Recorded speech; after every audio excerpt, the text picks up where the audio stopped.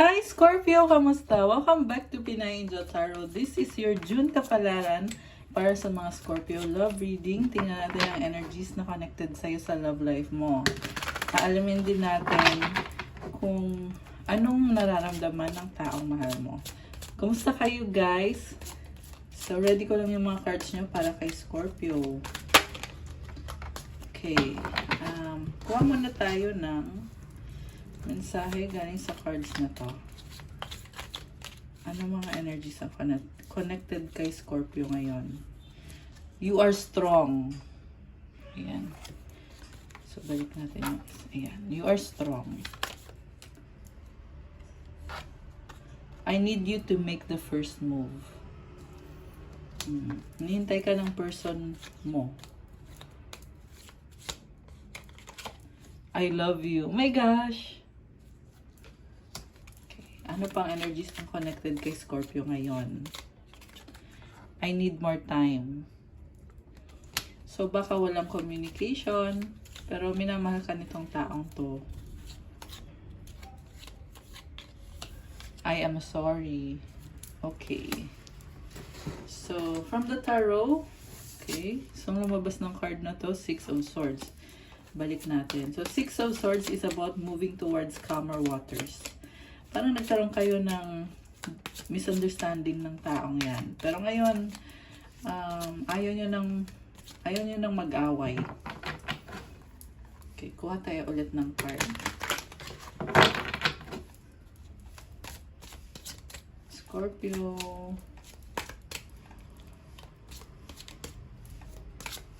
Okay. Ten of Swords. Ayan, may nagtapos na cycle. And I feel like connected nga ito sa kung ano yung misunderstanding na nangyari sa inyo ng taong yan. Pagod ka eh.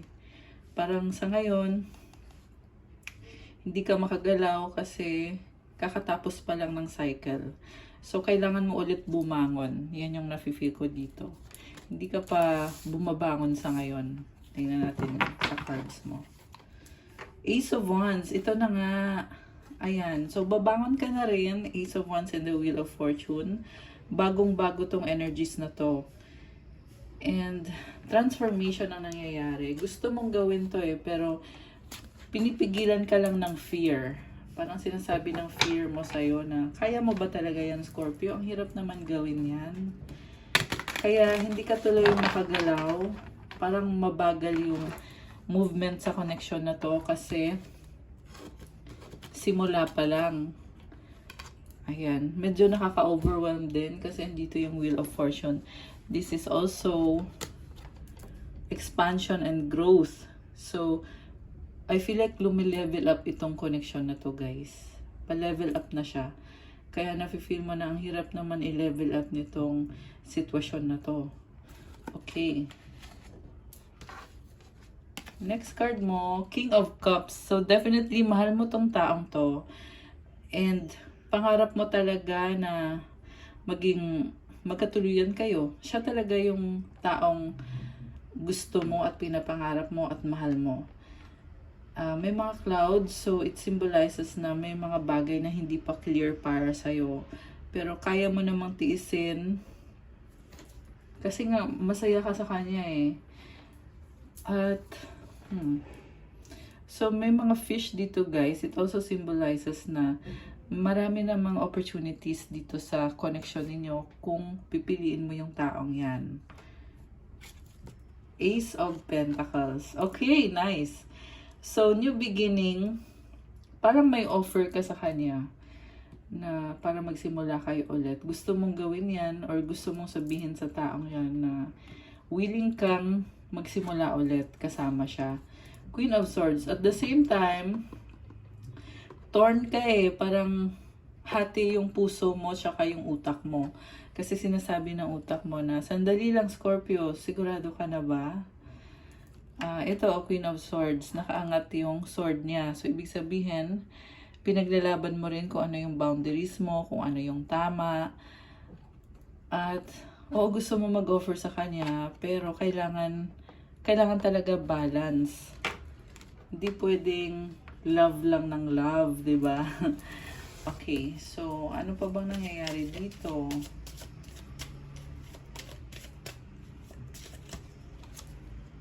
Queen of Wands. Okay. So, parang may kailangan ka sa kanya.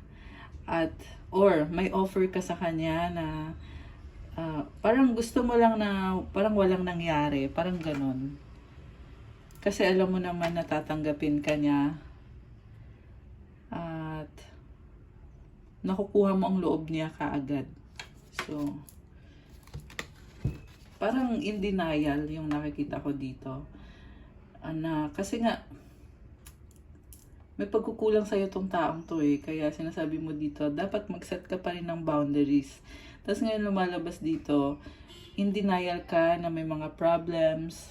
Parang gusto mo na lang ng go with the flow na hindi na pag-uusapan yung mga naging problems. The Fool. Ayun oh. New beginning. Diba? Parang wala lang nangyari. And you are taking the leap of faith or taking a risk.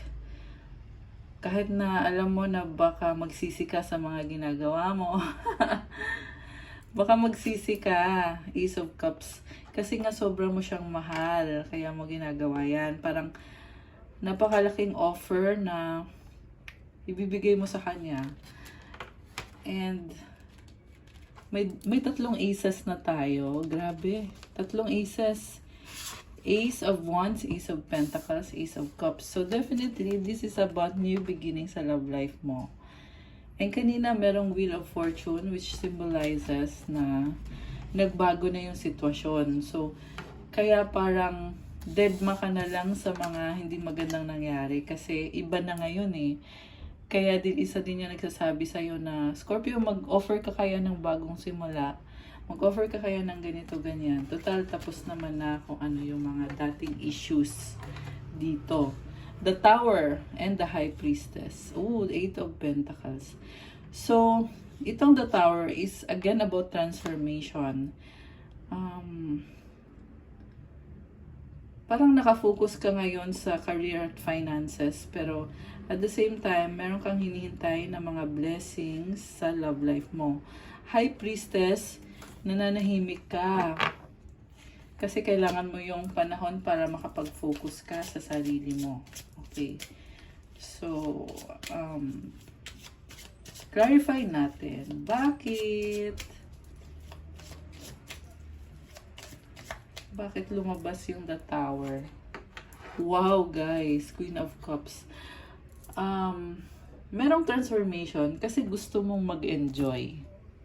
Yan ang sabi dito na parang dead man na lang sa mga hindi magandang nangyari kasi mas gusto mo yung masaya ka, kasama mo yung person mo. Eight of Cups, ayun na nga, meron talagang tampo. Ayan na yung tampo. Nagtatampo si Scorpio. Parang naalala mo yung times na binigay mo sa kanya lahat. At hindi sinuklian or hindi binalik sa'yo yung effort na ginawa mo. Kaya ngayon, ito ka, gusto mo pa rin siya, syempre, mahal mo pa rin siya. Pero nagbukas na yung intuition mo or yung third eye niya nakabukas. Parang sinasabi sa'yo ng gut feeling mo na, sandali lang Scorpio. Ayun. So, mukhang torn ka dito eh. Pabalik-balik ka na mag-o-offer ka sa kanya. Tapos biglang, wait lang Scorpio, wag muna, may mga ganon. Page of Cups. Pero guys, hindi talaga nawawala yung bagong opportunity. Palaging merong bagong opportunity ngayon sa inyo ng taong yan. So for this June, I feel like magaan naman yung mga mangyayari sa connection nyo ng taong yan.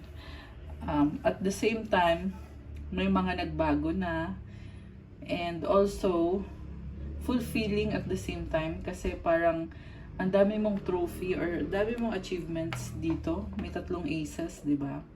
Nag-expand, level up. Okay. So, tingnan pa natin. Chariot and the Five of Swords. Ayun. So, gusto mo pa rin ayusin. Meron pa rin kayong hindi pa napag-usapan ng taong to na that's the reason kung bakit gusto mo mag-offer sa kanya. Kasi may gusto kang i-clarify about sa connection nyo. Nasaan naman ngayon tong person na to?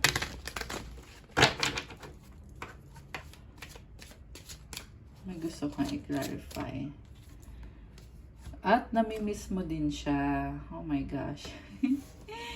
Parang kilig moments. The Star. So,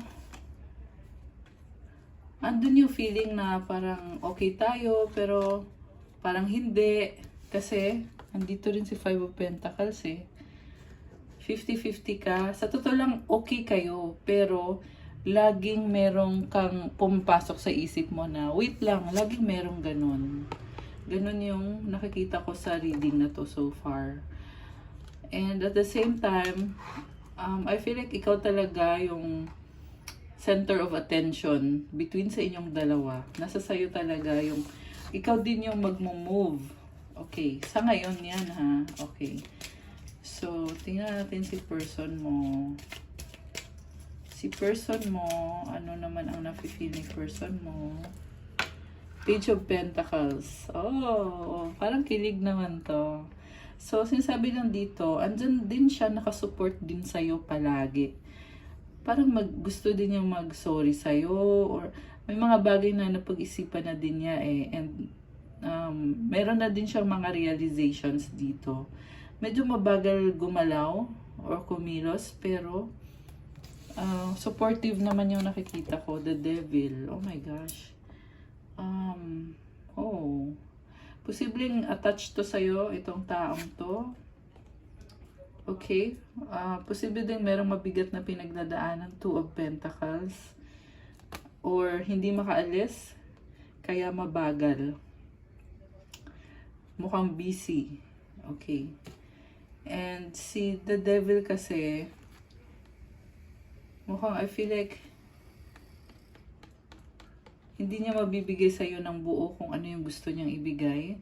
Meron siyang gustong ibigay din sa'yo, pero hindi niya magawa dahil meron siyang mabigat na pinagdadaanan.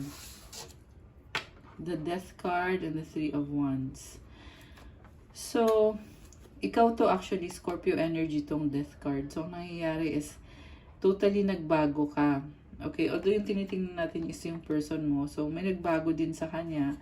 Hinihintay ka niya, nag-aalala. Yan yung nakikita ko, nag-aalala. Parang takot siya mawala ka. Takot siya mawala ka, takot na takot siya. So, parang sabi niya dito, Scorpio, sandali lang. Scorpio, sandali lang. Huwag ka muna mag-ano dyan. Huwag ka muna magtampo-tampo. So, Seven of Wands, may mga boundaries siya eh. Hindi niya sinasabi sa'yo na yun talaga yung nararamdaman niya, na ayaw niyang mawala ka sa kanya. So, yun. At the same time, King of Wands, Nine of Wands, pakiramdam niya dito, hirap na hirap siya para lang makuha yung loob mo. Parang nireject mo ata siya. So, oh my gosh. Nireject mo siya, pero ikaw pa rin yung happiness niya, ikaw yung mahal niya. Parang masaya na siya na andyan ka. Na as long as sigurado siya na party ka ng buhay niya, okay na siya sa ganon. Ayan, parang may guilty feeling itong person na to, kaya natatakot siya na baka iwanan mo siya. Okay, ano pang feelings ng person ni Scorpio? Ano pang feelings ng person ni Scorpio na laging andyan? The Hermit. So, meron siyang pinag-aaralan, kaya gusto niya mag-isa, Black Numen. About nga to sa problema niya na pinag-aaralan niya. Kasi gusto niya maayos na lahat para sa future. King of Pentacles energy. Caring naman siya, and parang tatay yung nakuha kong ano dito. So, masculine or feminine man to, pero ang nakikita ko dito is gusto niya maayos lahat. Yung buhay niya, gusto niya walang problema. Kaso lang, meron siyang pinagdadaanan. So, pinag-aaralan niya or hinahanda niya yung sarili niya sa kung ano yung mga kailangang steps na gagawin niya ngayon para maayos yung buhay niya. Queen of Pentacles. Okay, so ito siya. Sobrang caring naman nito eh. Sobrang caring. So, marami din siyang pwedeng i-share sa'yo. Yung parang very practical. Kita mo yung may mga fruits dyan. There is fertility and abundance. So, parang nakikita ko kontento na siya sa mga na-achieve niya ngayon. Yung nga lang, may ugali din to na, sabi ko nga kanina, mabagal yung movement niya. Tsaka may ugali din siya na parang, serious masyado. Kita mo puti yung buhok niya. Ibig sabihin may mga lessons learned na to sa buhay. Kaya siya sobrang practical siya ngayon. Okay. So, i-clarify natin. Ito gustong lumabas. The Sun. Oh! Ayun naman pala. May offer naman pala siya sa'yo. Also, the Sun is positivity and new beginning din to. So, parang sinasabi niya sa'yo, Scorpio, okay naman tayo Ganon. Scorpio, steady ka lang dyan. Kasi andito lang naman ako. Okay. Chariot. Oh my gosh! Chariot and, anong katabi ni Chariot? 9 of Swords. Meron siyang gustong gawin. O baka may gustong sabihin.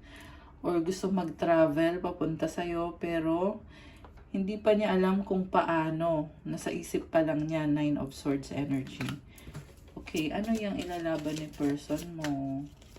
Ilalaban niya to 7 of Pentacles. Para sa stability ng connection ninyo. So, mukhang connected sa trabaho niya. Nagagawin niya yon para sa'yo. So, posible, nagsisikap siya sa trabaho kasi para din naman sa'yo yan. Yan yung iniisip niya para mabigyan ka niya ng stable life, stable relationship. 7 of Pentacles and the Ace of Swords. So, andito na yung another ace na naman. So, sa part ng person mo, may bago siyang, kumbaga parang, dahil sa'yo, nagkaroon din ng pagbabago sa kanya, lalo na sa mga plans niya, sa trabaho, sa finances niya. Dahil yun sa'yo, Scorpio. Okay. Ayan, kita mo yung sword na yan, Ayan. Parang nakaahon siya dahil sa support mo at sa pagmamahal mo. Ano pa ang nararamdaman ng person ni Scorpio ngayon? May attraction Malakas ang attraction. 8 of Wands. Wow, communication. 10 of Wands. Bakit ganon? Kasi ang sabi dito, guys, gusto naman niya makipag-usap sa'yo, kaya lang may problem pa siya or may burden pa siya na kailangan tapusin. So, ayan. 4 of Swords, 2 of Swords, kaya pinipili niya na ikalma muna yung isip niya. Kasi, binabalanse niya Parang isip niya, hindi, okay na ako sa ganito, ba't ko pa kailangan kausapin si Scorpio? Okay naman, wag na lang kasi baka gumulo. Ayan, mukhang meron siyang problema na ayaw ipaalam sa'yo. Burden, may burden siya. Okay. Ayaw ipaalam. 9 of Pentacles, 3 of Pentacles. Mag-isa siya dito. Connected nga sa trabaho or sa finances yung inaasikaso niya. Hierophant, ayan. Strength. Okay. Strong naman pala tong person mo Very strong. Mukhang nakafocus nga talaga sa trabaho. And, may partnership naman. So, ibig sabihin, kahit na parang dinidedma ka niya, kasi ito siya diba? Deadma, nakahiga lang, kinakama niya yung isip niya. At the same time, lumabas naman dito na matyaga siya at parang nafe-feel ko na talagang gusto niyang maging stable and solid yung relationship nyo. Pero, napapansin mo to sa kanya na parang tinatago niya lahat. Yung mga iniisip niya, yung emosyon niya. Yun yung paraan niya para makapag-focus sa mga kailangan niyang gawin or ayusin. Okay, the Hangman. Sacrifice. Kaya pala, Sacrifice niya yan. Kasi sabi niya, hindi ko na kailangan sabihin to. Sacrifice ko na lang. Gawin ko na lang. Page of Wands. Okay, nagbago naman ang energy niya. Okay, clarify natin. Two of Cups. Knight of Wands. Ten of Pentacles. Knight of Swords. So, sobra kanyang mahal. May attraction. Wow, guys. Parang gusto kanya makita at makasama. Merong lumabas na bahay. Or pera. Or something na magkakaroon siya ng achievement na gusto niyang i-share sa'yo na biglaan biglaan at mabilis na energy. So baka nga gusto niyang mag-travel papunta sa'yo at sabihin sa'yo, Scorpio, may good news ako, alam mo ba, ganito, ganyan. Ayan, very nice. So definitely, mahal ka nitong taong to. Okay. Six of Wands, ayun, nag-flip. So, victory, overcoming obstacles, moving towards calmer waters, Six of Swords, and the Magician. Wow. So, ready na siya. Yan ang sabi dito, guys. Maganda tong dalawang 6 na card na to. Ibig sabihin na overcome niya yung mga changes. Ayan. Kasi number 6 is about moving forward na And andito si Magician, ready na daw. Wow, nice naman. The Empress and the Seven of Swords. Okay. So, mahal ka niya, pero tinatago niya. Bakit kaya? Nakakaloka.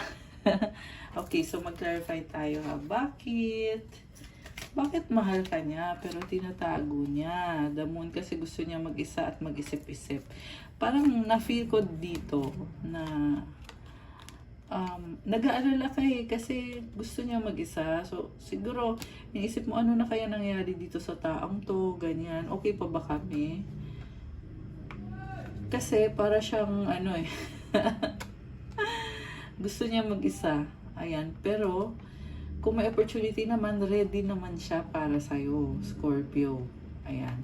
Siguro ninanamnam lang din niya kung ano yung mga nangyayari sa buhay niya ngayon. Pero sobra ka nitong mahal. Ayan, the Empress. So, the World card, completion of a cycle. Ayan, very nice. Kakasabi ko lang nito na overcome na yung mga problems and yung change is talagang wini-welcome na kumbaga ito na ibang level na to. Okay, anong outcome dito? Sacrifice, okay? Sacrifice ulit. Anong outcome? Ayun. Knight of Pentacles, Three of Swords. So, lumevel up nga kayo, pero ang problema naman, may sacrifice na kailangan gawin kasi baka LDR kayo. O meron talagang problema dito na parang, ang nakikita ko dito, so near yet so far. Parang ganun yung iniisip nyo na, alam mo yun, nagpareho kayo nagmamahalan, pero, hindi kayo pwede magsama sa ngayon. Kaya kailangan, sige, sacrifice muna tayo. Ganon. Oh my gosh! Grabe, ang seryoso na nito, guys. Nakakaloka. Four of Wands, commitment, stability, pwedeng wedding. Ayun, kasi nga, nag-iba na, lumevel up na, nag-change na. Nakakatawa naman, may breakthrough. So, the Emperor, Seven of Cups, the High Priestess. Okay. So, parang na-overwhelm siya, pero ang nakita ko dito, pinag-iisipan niya ng mabuti yung sa sitwasyon ninyo kasi may mga problems din at meron siyang pinag-aaralan kung ano ba. Ano na ba? Kamusta na kaya si Scorpio? White Numen. I love it. Alam mo, very optimistic ng vibe ng taong to ngayon. Okay, so I love it. So, Three of Cups, enjoying, celebration, temperance. The Lovers, oh my gosh. So, wow. So, guys, alam mo, nakikita ko dito, very pure yung pagmamahalan, Scorpio. Kaya, kumbaga, napaka-intense eh. Very intense na kung ano yung pinapakita niya sa'yo, kahit simpleng, hi, hello, kamusta ka, pero napakalalim. Ganun. Grabe. Comment heart kung nag-resonate sa inyo, kung kayo yun.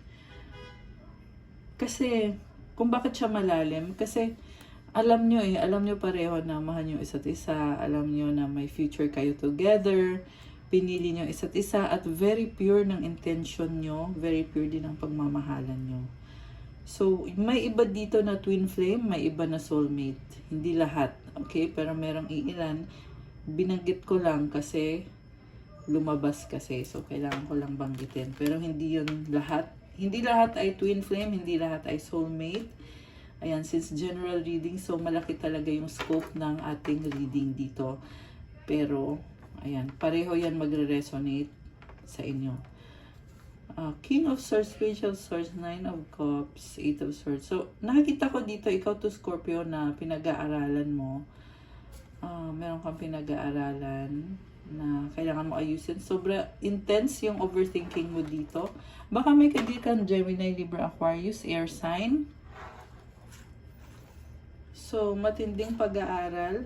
Siguro ma-advise ko lang, don't be so hard sa sarili mo kasi sobra mong ino-overanalyze na to the point na nahihirapan ka kasi sobrang intense. May sabi mo, ang harsh naman ng energies na to. Saan ako lulugar? Ang hirap nitong sitwasyon na to. Posible tong sitwasyon sa trabaho mo, sa pamilya mo. Posible din naman sa love. Ayan.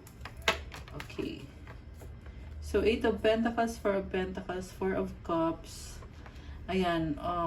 May nakita ko dito na sa finances nyo na talagang nag-work hard ka, nag-iipon ka ng pera, nahihirapan, nagsa-struggle ka. Ayan, sa pag-iipon ng pera. And, parang merong pressure sa mga tao sa paligid mo. Pero strong ka. Justice card nasa dulo. So, siguro, ayan, nape-pressure ka kasi yung mga tao sa paligid mo, ayan, na-establish na nila yung sarili nila, successful sila. Tapos ikaw nag-iisip ka din, paano ako? Kailangan ko din magkaroon. Ayan, ganun yung vibe mo dito. And then, sa dulo, yes, makukuha mo kung ano yung gusto mo.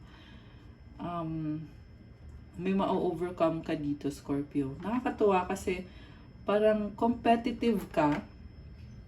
Kino-compare mo yung sarili mo sa ibang tao na nakikita mo. At the same time, inaayos mo. Parang china-challenge mo yung sarili mo or tinatanggap mo yung challenge na yon na maging better version ka ng sarili mo.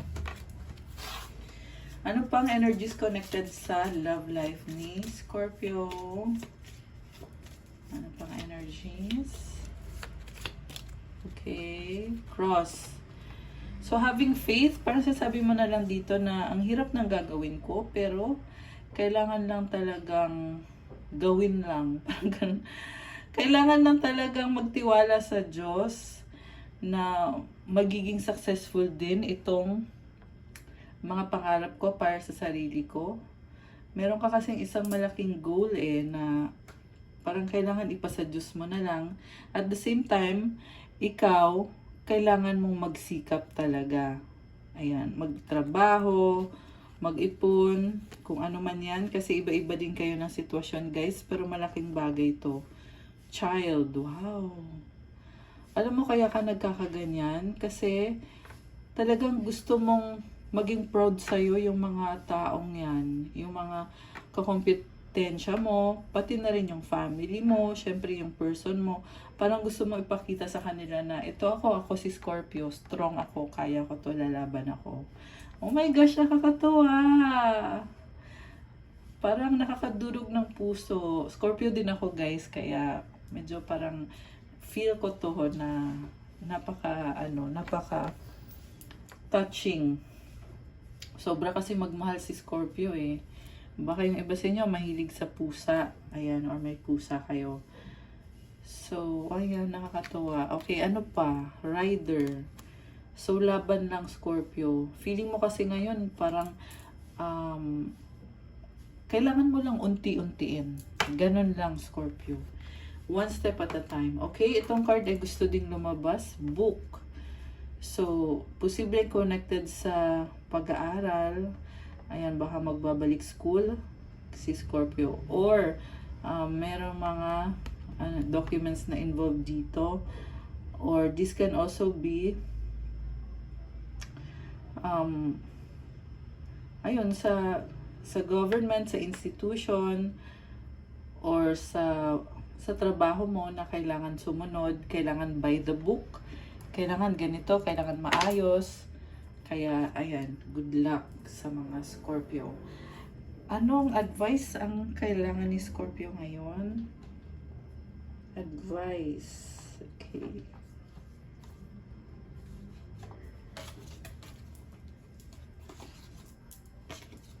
Advice. Comment yung mga resonate dyan na mga Scorpio. Isa lang. Advice. Okay, ito. Courage. Wow! So nice. Divine courage is not the absence of fear, but a nudge that says, keep going. Do it. Don't worry. All will be well. You have to get quiet enough to hear it. Dear Divine, may I feel your courage and your will. Ayan, so sinabi na dito, pagpatuloy mo lang, huwag mag-alala, magiging maayos ang lahat. So, basta, have courage lang. Ayun, keep going lang. Ayan, I love it. Okay, guys. That's what I have for your Scorpio for your June kapalaran. Thank you for watching. Please like the video at comment nyo kung nagustuhan nyo ba or kung nag-resonate ba yung reading. Kung hindi naman nag-resonate, okay lang i-comment nyo pa rin. At kung kailangan nyo po ng gabay, pwede kayong mag-book ng private reading services through my Facebook, Instagram, or sa Viber or sa WhatsApp para mas mabilis. Nasa description box po yung contact details ko. And for those naman na interested na mag-start ng crystal journey ninyo, meron po tayong mga crystals kagaya ng nakikita nyo dito sa table ko na mga bracelets na pwede nyong isuot. At lahat po yan ay merong mga special prayers and mantras na activate po lahat ng mga crystals na para tumulong sa'yo na ma-achieve mo yung goals mo or ma-attract mo kung ano yung gusto mo i-manifest kagaya ng love, money, career, courage, motivation, self-confidence, good health, prosperity and abundance, focus, mental clarity, manifestation, at marami pang iba. So, tingnan nyo na lang po sa Instagram ko at mag-message na lang po kayo. Thank you, Scorpio! Have a good day. God bless you all. Stay safe. I'll see you again soon. Bye!